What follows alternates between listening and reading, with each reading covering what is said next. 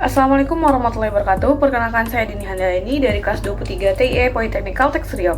Pada kesempatan kali ini saya akan menjelaskan penggunaan backend API, penerapan loading, error, dan juga empty state yang reusable. Nah, pertama saya akan membahas backend sebagai service atau backend as a service atau BAS. Nah, BAS sendiri itu merupakan suatu layanan yang menyediakan bagian backend dari aplikasi seperti database, autentifikasi, dan juga penyimpanan file tanpa kita harus membuat semuanya dari awal. Nah, salah satunya itu adalah supabase.com. Nah, Supabase sendiri itu merupakan salah satu platform yang mirip seperti Firebase, tapi dia itu open source dan juga menggunakan PostgreSQL sebagai database-nya. Supabase ini juga lengkap dengan fitur BAS pada umumnya seperti database, REST API, autentifikasi, storage, dan juga lain-lain. Nah, untuk kita mengakses Supabase sendiri, kita bisa login terlebih dahulu atau juga bisa login menggunakan GitHub. Nah, lalu di dalamnya nanti akan muncul tampilan seperti ini. Kita juga bisa membuat project baru dengan menekan button New Project, mengisi namanya sesuai nama yang kita inginkan, dan juga passwordnya. Lalu kita bisa menekan button Create New Project di bawah ini. Nah, di sini saya sudah ada membuat sebuah project dengan nama Dinoise Project. Di dalamnya saya juga telah membuat beberapa tables. Seperti yang dapat lihat di sini ada 5 tables yang sudah saya buat. Nah, untuk membuat table sendiri kita bisa pergi ke bagian menu di sebelah kiri, lalu menekan table editor. Nah, untuk membuat table kita bisa menekan New Table lalu mengisi variabel atribut-atribut yang kita inginkan. Nah, pada bagian ini kita bisa menguncheck enable row level security-nya atau RS, karena jika itu tuh akan membatasi kita nantinya untuk mengambil data atau masukkan data. Jadinya nanti kita akan sedikit kesulitan untuk melakukan CRUD. Sehingga dalam pembelajaran ini kita akan menonaktifkannya dulu atau men-uncheck-nya. Nah, di sini saya sudah membuat beberapa table, ada frequently asked question atau FAQ, gallery, theme, dan juga testimoni. Nah, lalu bagaimana sih penerapannya untuk backend Supabase ini? Kita sambungkan dengan codingan kita di Visual Studio Code. Nah, seperti yang dapat dilihat, sebagai contoh saya akan mengambil halaman galeri. Seperti yang dapat dilihat di sini, saya menggunakan useState untuk beberapa hal. Itu ada loading, error, sukses, dan juga media list. Dimana untuk loading sendiri ini akan menandakan proses itu sedang berlangsung, atau fetch atau delete-nya itu sedang berlangsung. Lalu ada error untuk menyimpan pesan error, sukses untuk menyimpan pesan sukses, lalu ada juga media list. Itu adalah array nantinya yang akan berisi data media yang akan ditampilkan di galeri nanti. Nah, lalu di sini kita juga menggunakan use effect untuk memastikan kalau misalnya fetch ini akan dipanggil sekali saat komponennya dipasang. Lalu load media sendiri ini digunakan untuk mengambil data dari API. Nah, seperti yang dapat lihat di sini, kita akan melakukan try catch. Untuk ini intinya catch ini kita lakukan agar jika error dia akan menampilkan pesan error tapi tidak menghentikan website itu berjalan. Nah, di sini kita akan memulainya dengan set loading true. Itu tuh digunakan untuk membersihkan error sebelum-sebelumnya. Lalu kita set loading true itu kita atur untuk melakukan loading dulu.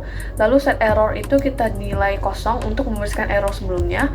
Lalu di sini ada const data await gallery API fetch gallery, di mana itu nantinya akan mengambil data galeri dari galeri API, di mana di situ sudah kita buat file JS-nya pada folder service. Nah, seperti dapat dilihat di sini ada fetch gallery. Yang ini nantinya kita akan menggunakan ashes untuk mengambil mengambil data dari table di Supabase sebelumnya. Dimana di sini kita sudah mendeklarasikan API URL dan juga API key-nya. Itu untuk API URL sendiri itu merupakan endpoint Supabase-nya. Untuk REST API untuk table gallery itu bisa kita lihat di sini. Ini merupakan link dari API project kita. Link dari project kita, lalu kita akan menambahkan REST v1 lalu nama tablenya. Nah, untuk API key sendiri itu kita akan mengambilnya dari API key yang ada di Supabase. Itu bisa kita cari di bagian project setting, lalu kita membuka bagian API keys yang ada di sini. Nah, seperti yang dapat dilihat di sini ada catch error, itu dimana dia akan menangkap jika terjadinya error lalu menampilkan pesan gagal membuat media gallery. merupakan pesan errornya. Nah, finally ini adalah akhir dari ini, dimana nantinya dia akan loading lalu memblok agar UI-nya selalu konsisten. Lalu selanjutnya ada fungsi handle delete, dimana di sini nantinya dia akan mengkonfirmasi dulu sebelum menghapus. Di sini ada konfirmasi, itu untuk menampung pesan konfirmasinya. Lalu diperlihatkan di sini if konfirmasi ditolak atau kita menekan tombol tidak, lalu dia akan mereturn kosong. Tetapi jika kita mengiyakannya, nanti dia akan melakukan try catch lagi, dimana di sini nanti akan melakukan set loadingnya true, lalu await gallery API delete media ID, dimana dia akan mendelete data berdasarkan ID-nya di sini. Nah, seperti yang dapat dilihat di service gallery API sendiri itu pada bagian delete ID. Nah, dia akan melakukan delete menggunakan Asias nantinya, menggunakan API URL-nya, lalu di sini ID-nya, sehingga datanya nanti akan terhapus. Lalu selanjutnya, jika gagal menghapus, nantinya dia akan menampilkan pesan error. Dan itulah kita membutuhkan use set error. Di sini kita akan set errornya. Nah, pada bagian di bawahnya selanjutnya itu kita akan melakukan penampilan datanya. Seperti yang dapat dilihat di sini, sukses error dan loading itu merupakan komponen UI untuk feedback pengguna. Apakah sukses, error, ataupun loading. Di sini menggunakan komponen loading spinner dan juga alert box. Nah, di sini kita menggunakan pesan errornya dan juga pesan suksesnya nanti. Nah, di sini juga melakukan pengecekan apakah saat loading itu media listnya itu 0 atau datanya itu ada atau tidak. Jika ada, maka dia akan menampilkan data menggunakan komponen media card, sehingga tampilannya nantinya akan menjadi seperti ini. Nah, untuk delete sendiri itu kita akan menaruhnya ke dalam sebuah props on delete, dimana nanti pada komponen media card itu dia akan diterapkan di bagian on click pada button delete-nya di sini. Nah, ID ini nantinya akan menampung dari ID datanya yang dikirim melalui handle delete. Sehingga seperti berikut. Sehingga tampilannya akan seperti berikut.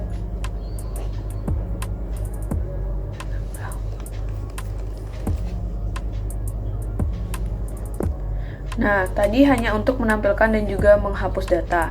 Untuk memasukkan data sendiri, saya membuat sebuah halaman lagi untuk menginputkan data yang kita inginkan. Di sini pada page header itu terdapat button add file yang menuju ke form gallery, di mana di dalam form gallery sendiri itu juga terdapat beberapa hal. Nah, pada bagian ini kita juga menggunakan use state yang sama seperti sebelumnya, tetapi di sini saya ada menambahkan use navigate yang digunakan nantinya mendirect halaman itu setelah berhasil submit, dimana nantinya di sini kita akan mendirectnya ke halaman sebelumnya yaitu galeri. Lalu di sini juga ada use state untuk form, dimana dia akan menyimpan nilai-nilai dari form yang nantinya akan dikirim ke Supabase.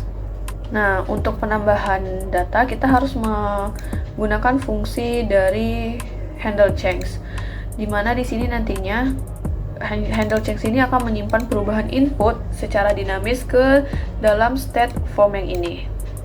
Lalu selanjutnya ada juga handle submit, di mana di sini nantinya ia akan mengaktifkan loading state, lalu mengosongkan pesan suksesnya dan mengosongkan pesan error. Di sini nantinya ia akan mengirim data ke Supabase dengan memanggil metode create media dari service gallery API tadi, seperti yang dapat lihat di sini. Dimana seperti yang dapat lihat di sini kita melakukan post menggunakan Asias.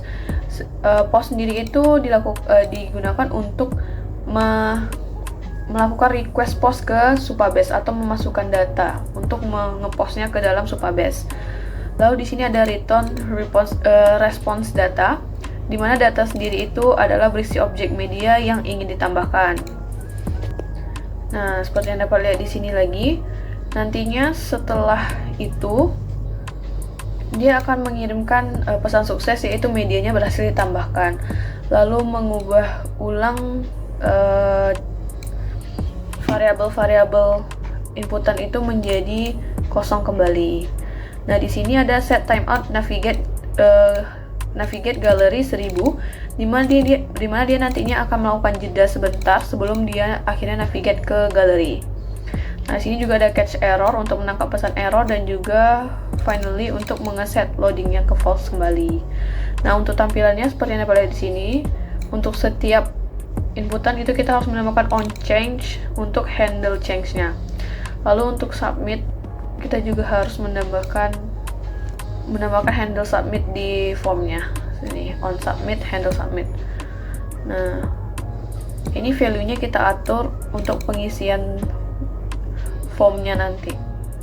Akan menjadi value-nya.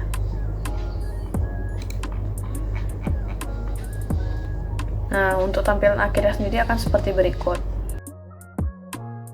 Nah, sebelumnya untuk galeri itu kan pada bagian penambahan itu saya membuat page satu lagi. Nah, ini ada satu halaman lagi, yaitu halaman testimonial, di mana di sini saya menjadikannya satu halaman untuk menambah, hapus, dan juga menampilkan datanya. Nah, seperti yang Anda lihat, seperti biasa di sini juga menggunakan useStat untuk menyimpan data-datanya nanti. Lalu ada const form, set form juga untuk menyimpan inputan dari user saat menambahkan testimonial. Lalu ada handle change juga untuk mengganti perubahan di semua inputan form. Lalu ada handle submit yang digunakan untuk menyimpan data saat form disubmit dan juga menampilkan pesan sukses seperti ini. Lalu menambahkan data ke Supabase. Nah, di sini saya mendeklarasikan kalau misalnya komponen dan juga logo itu sudah dideklarasikan dan sama isinya. Nah, lalu di sini juga ada fetch testimonial, itu dia akan mereverse data nantinya saat dimasukkan, sehingga nantinya data itu akan terupdate. Nah, sini kita juga menggunakan set timeout untuk memberikan jeda sebelum ia memasukkannya ke Supabase.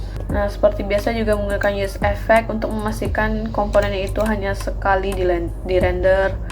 Lalu ini fetch testimonial yang digunakan untuk mengambil data dari API seperti yang dapat lihat di sini. Kita memanggil fetch testimonial yang ada di service di bagian testimonial. Nah, di sini nih kita melakukan fetch testimonial dengan method get. Di sini kita melakukan get ke URL-nya. Nah, seperti biasa kita mendeklarasikannya dengan nama table-nya di sini, sehingga pemanggilannya bisa sesuai. Nah, lalu ada juga handle delete untuk kita melakukan delete, di mana di sini ada konfirmasi ulang untuk kita apakah yakin atau tidak untuk mendelete-nya. Nah, lalu jika kita yakin, dia akan mendelete testimonial itu dengan mengambil ID-nya, lalu mengirimnya ke Supabase untuk dihapus. Nah, jika sukses, dia akan menampilkan pesan, lalu melakukan refresh untuk data lagi dengan fetch testimonial di sini. Untuk penampilannya sendiri seperti yang biasa bisa kita lihat di sini, untuk bagian form itu kita akan menambahkan handle change di on change-nya. Lalu juga pada button kita menambahkan loading untuk menampilkan pesan loadingnya. Lalu ada error dan juga sukses alert box-nya untuk menampilkan pesan apakah dia error ataupun sukses. Nah, lalu di sini kita akan menggunakan komponen card testimonial, di mana datanya itu kita ambil dari testimonial list yang kita get dari Supabase tadi menggunakan fetch testimonial yang ada di service ini. Mana dia? Nah, ini testimonial API fetch testimonial. Itu kita ambil dari service di testimonial ini, mengambil data atau get, lalu dia mereturn respon datanya. Nah, return dari datanya itulah yang kita tampilkan di fetch testimonial ini menggunakan komponen card testimonial. Seperti yang dapat di sini. Nah, di sini juga melakukan pengecekan jika testimonial listnya itu lainnya itu kosong atau dia tidak punya data, dia akan menampilkan pesan error, yaitu belum ada testimonial. Nah, untuk card testimonial sendiri atau komponennya itu kita di sini akan menampilkan beberapa hal di sini ya. Nah, datanya itu akan di loop dengan map, lalu on delete untuk mendelete datanya menggunakan ID-nya. Nah, untuk dua halaman lainnya, yaitu adalah tim dan juga FAQ, itu menggunakan cara yang sama dengan testimonial dan juga galeri. Nah, untuk hasil akhirnya bisa dilihat pada video berikut.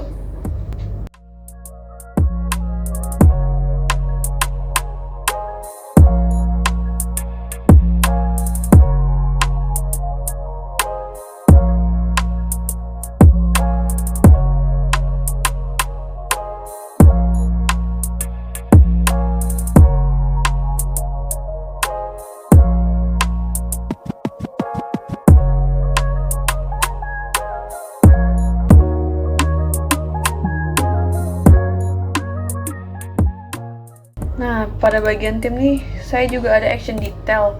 Nah, di sini untuk menghubungkannya, kita bisa lihat pada program itu ada juga di bagian tim. Itu ada menambahkan fetch time by ID, di mana dia akan mengambil ID lalu mengget datanya berdasarkan ID di sini. Nah, di sini dia nantinya akan melakukan return response data 0, di mana respons data ini akan tetap menjadi array walaupun dia hanya ada satu data. Lalu 0 sendiri itu dia akan mengambil objek pertama dari array tersebut, karena diasumsikan hanya akan ada satu ID yang cocok nantinya. Nah, di sini bisa dilihat pada komponen table itu dia nantinya akan pada bagian detailing itu akan mengarahkannya ke tim lalu ke ID-nya. Seperti Anda lihat di sini. Nih detailing, lalu dia mengarahkannya ke item ID, menambahkan beberapa useStat. Nah, di sini useParam kan nantinya untuk menerima ID yang dikirimkan. Kita akan menggunakan useFetch, di sini akan melakukan fetch data dan mengambilnya dari fetch team by ID tadi yang ada di service API tim API tadi. Itu kan mengambil berdasarkan ID di sini. Ini kita makan parse in itu agar dia memastikan kalau misalnya ID itu dalam bentuk integer. Nah, nanti dia akan await tim IPF fetch team by ID. Nah, ini dia kan akan mendapatkan sebuah data nantinya. Kan dia tadi itu mereturn data array-nya. Nah, di sini kita akan menampungnya pada variable data. Baru kita mengesetnya kepada useStat set member.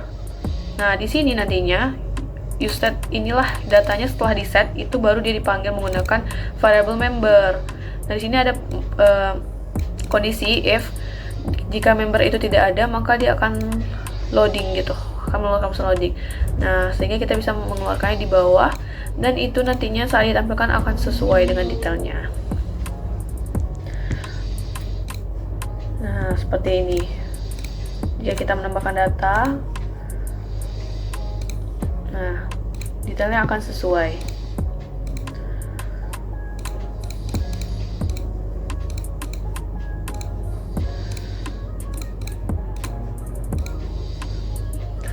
Baiklah, mungkin itu saja untuk pembahasan backend API kali ini. Demikian dari saya. Wassalamualaikum warahmatullahi wabarakatuh.